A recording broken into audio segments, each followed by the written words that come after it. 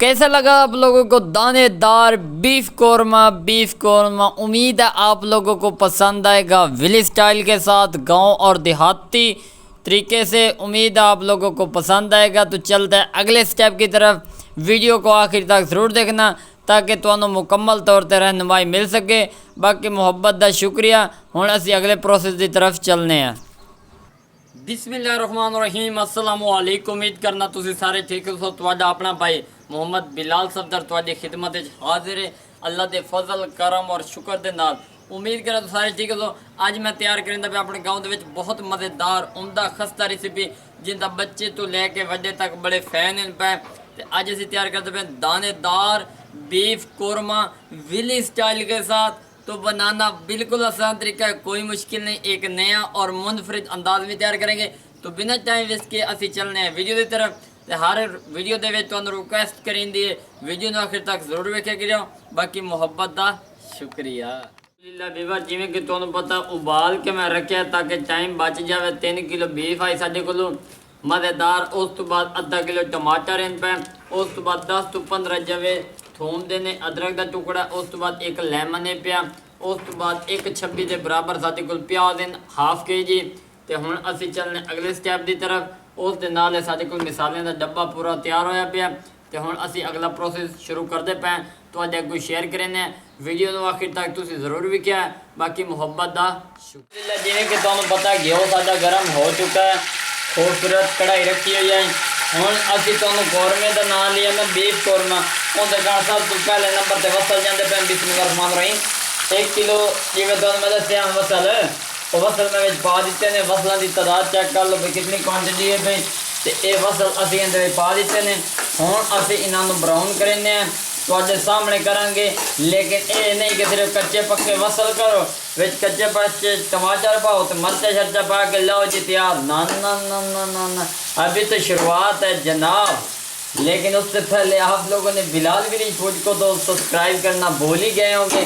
तो ये भी जल्दी से कर दें, ये भी आप लोगों की जिम्मेवारी है।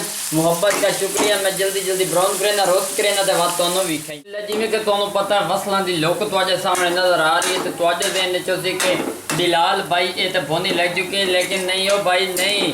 मसला सब तो ज़्यादा खवातीन किहड़ी जगह तो करती हैं वो मैं तुहाडे अगों शेयर कर रहे हैं। असीं कोई किसी के उत्ते इल्ज़ाम नहीं लेंदे पे, लेकिन एक हकीकत दस रहे हैं। वसलों के विचों स्मैल आती है, उनकी वजह नाल ना इनका टेस्ट नहीं बनता। तो इन्होंने वसलों ना मैं एक बर्तन के कजेंदा पिया। वो कट के रोस्टिंग इसे तक करनी है, ज़्यादा नहीं करनी। होंदा ना कि बिल्कुल साड़ के विखा देने चेक कर, इस तरह बिल्कुल नहीं करनी।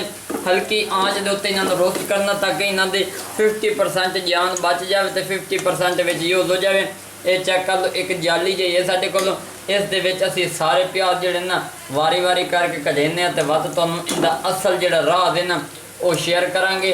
और जिंदगी भर तुसीं कहोगे कि भाई वाकई कोई चीज़ सानूं सीखण नूं मिली है। वीवर चेक कर लो इन्होंने असीं एक ब्लेंडर वाले जग च पैंदे पे। बिस्मिल्लाहिर्रहमानिर्रहीम। ये चेक कर लो ये पा दिते ने। हुण असीं इनू ग्राइंड करेंगे तो वध तुहानूं इहदी लुक वीवर जिवें कि तुहानूं पता है इस घ्यो दे विच हुण असीं अगली जिहड़ी चीज़ पांदे पे तुहाडे सामने टमाटर जिहड़े ना 4 तो 5 टमाटर असीं विच 2-2 टोटे कर दिते ने। विच पे बिस्मिल्लाहिर्रहमानिर्रहीम। इन्होंने असीं रोस्ट करेंगे इस घ्यो दे विच। तो उन्नी देर वो ही ग्राइंड करेंगे तो तुहानूं दिखाइए जी। चेक कर लो विच वसल मरचां विच अदरक का टुकड़ा जा रहा, थोम के जवे जा रहे हैं।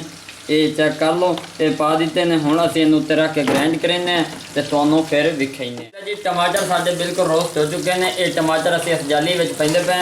ये चेक कर लो ये एक नवा तरीका। बेफिक्र हो जाओ तुहानूं मैं ऐसी ऐसी चीज़ां सिखावांगा तुसीं कहोगे कि भाई वाकई कुछ चीज़ सीखी है पे।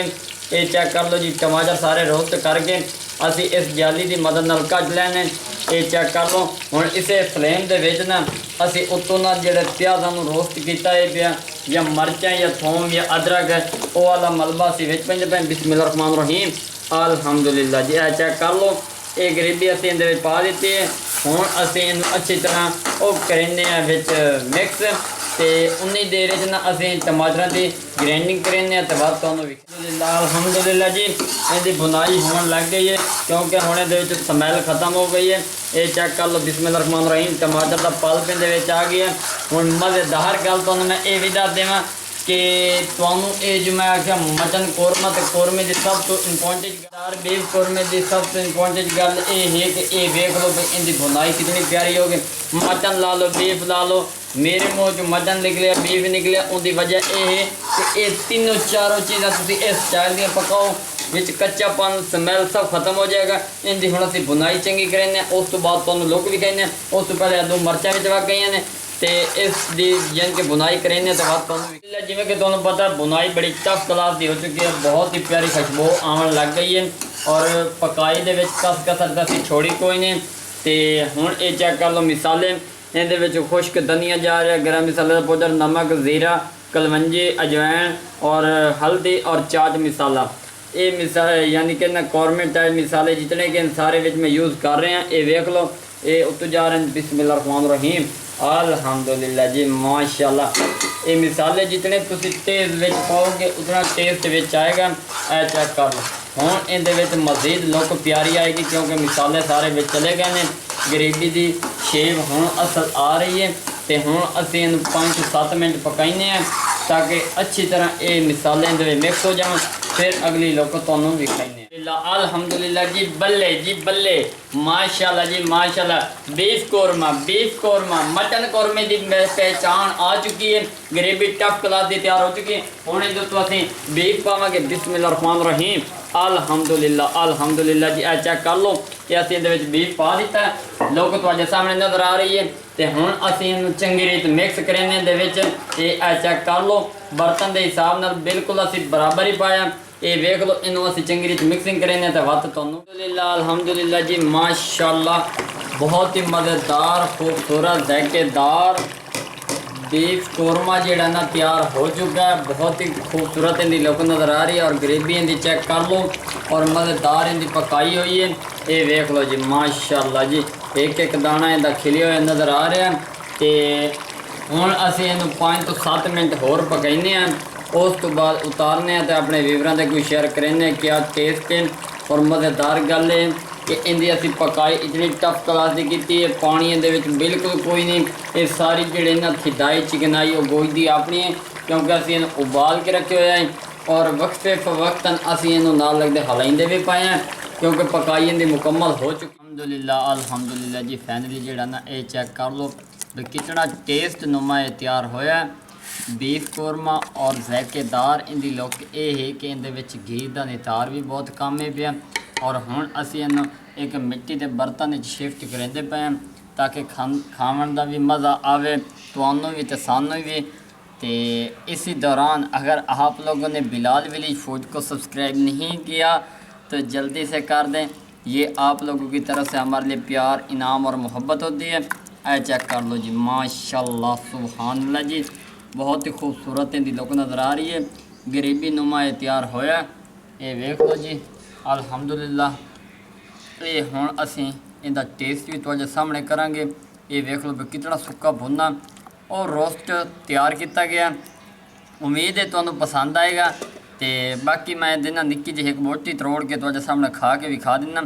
ये तो गर्म ये हुण तुहाडे सामने असीं कढिया पिया। अल्हम्दुलिल्लाह जी चेक कर लो किस तरह गल चुका है। बिस्मिल्लाहिर्रहमानिर्रहीम